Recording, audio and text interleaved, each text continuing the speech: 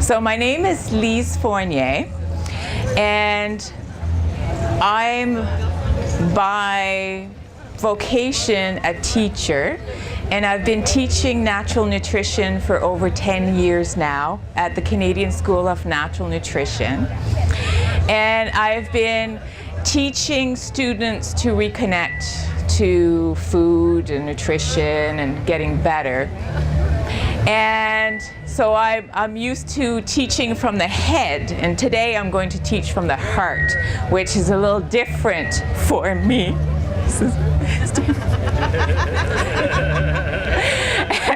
And as you'll be able to tell, I get very excited about teaching, so I want to come and reach you. I don't really like being here while you're there when I'm teaching about something as close to my heart as compassion.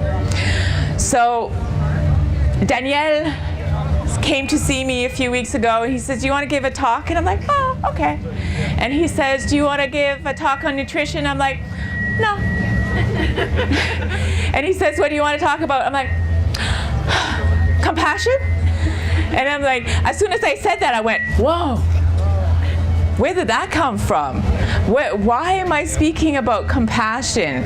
What do I know about compassion? How many degrees do I have in compassion? Do I know anything? Have I read any books?" And I'm like, oh my God, my ego is going, I can't talk about compassion. I don't know anything about compassion. And my guides are going, no, that's what you're going to be talking about. And I'm like, okay. So I'm here today. So why compassion and why is it so important for me is when I took the time to meditate and to remember why, I looked back and I was like, what is compassion? And why am I talking about this? And it's brought me back to about it was in 2012. I attended a conference in Scotland.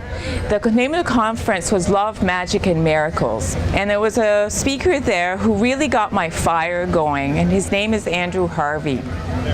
And he invites you to get outside of your box. And I got one of his books and I was reading, and one of the topics he talks about is if you want to make change in your life, or if you want to change the way things are, you have to practice, and you have to find practices that will help you to make those changes.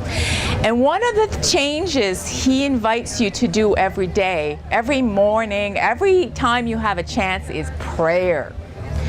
And it's prayer not in the sense of, oh, I'm going to pray and I'm going to ask. It's not a shopping list. It's a prayer where you connect. And you connect with yourself. You connect with your divine. You connect with Source. You connect with God. You connect with the universe. You connect to whatever you feel is your connection. And one of the prayers he had in his book, which resonated with me, and not only did it resonate, I started praying it, and I prayed it all the time. And the prayer was, Divine Mother, bless me with your passion for compassion, so I may do your work. And I repeated that, and I repeated that, and I repeated that. And that's where the compassion started. So compassion, if you look it up quickly in the dictionary, it's about pity. It's about having pity for someone, but in reality, it's a lot more than that. It's so complex in what it does. And in my experience, compassion is about connection. It's about connecting to the other person. It's about being with them. It's about being able to not judge. It's about being able to see them exactly as they are, and to always do what you can do in that situation. And sometimes what you can do in that situation is not a whole lot. And sometimes it's just standing right next to them. And sometimes it's just going, sometimes it's just giving them a hug and just taking a breath. Sometimes it's just looking into their eyes and telling them how beautiful they are. Sometimes it's about remembering who they are. It's remembering where we all came from. We all came from love. We all came from our mothers and our parents. We came from source. We were all young, innocent children. So when I started praying, and I know that it's easy to do this with the people you like, right? Right? It's like you like someone, it's really easy to be compassionate with them and to be nice with them and to give them a hug. It's really easy, isn't it? Yeah? But the real practice of compassion is when you get out of your box and you start doing it and practicing it with people that you may not quite like, or people that when you meet them, your first reaction is, ooh, I don't like the way they look, I don't like this, oh, they look rough, but it's to always remember who they are. And it's in the remembering of who we are that we're going to reconnect and find that common ground. Because I don't know if you've noticed it, but we live in a world today where we're going further and further away from each other, where we're disconnecting from each other and we're spending less time, real time together. So sometimes it's not always easy to spend time like, oh, Reg, I'm going to spend a whole hour with you. Maybe that's not possible, but it's always possible to share a moment. Right? And sometimes, and I know when I first started with this, okay, I have to connect more. And I was working in a retail operation, and that was my job. People were like, why are you here? I'm like, I'm just here to look at people. And just to look at people and to try to connect with people and to say something nice, because sometimes it's the only thing that they will hear that's positive in that day or in that moment. So compassion, I want you to just think, what does it mean and how can I do that?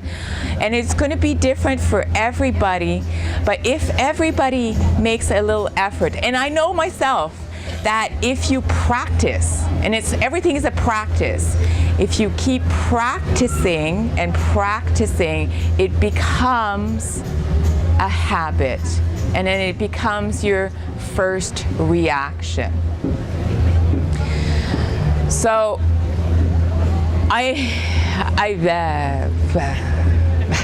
okay, reset.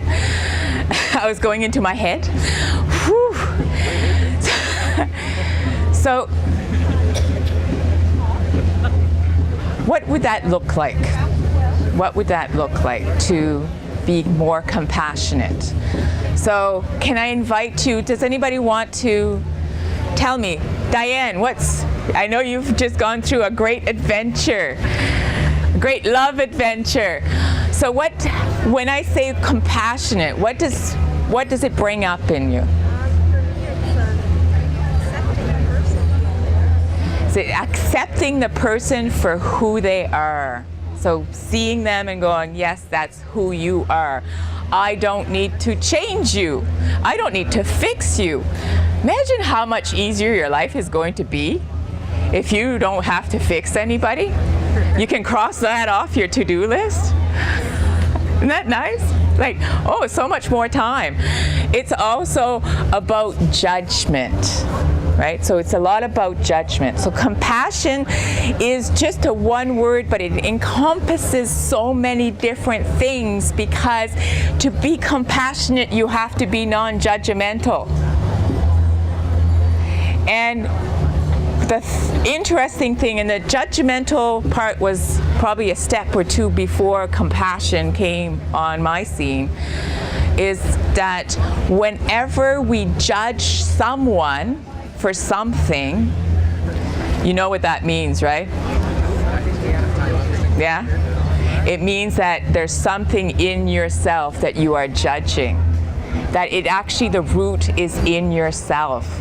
So if you want to remove the fear, the hate, all the things that you see that are wrong in the world, where do you start? Inside of you. And inside of you, so that compassion and non-judgmental is not a practice that you start with others. It's a practice you start with yourself.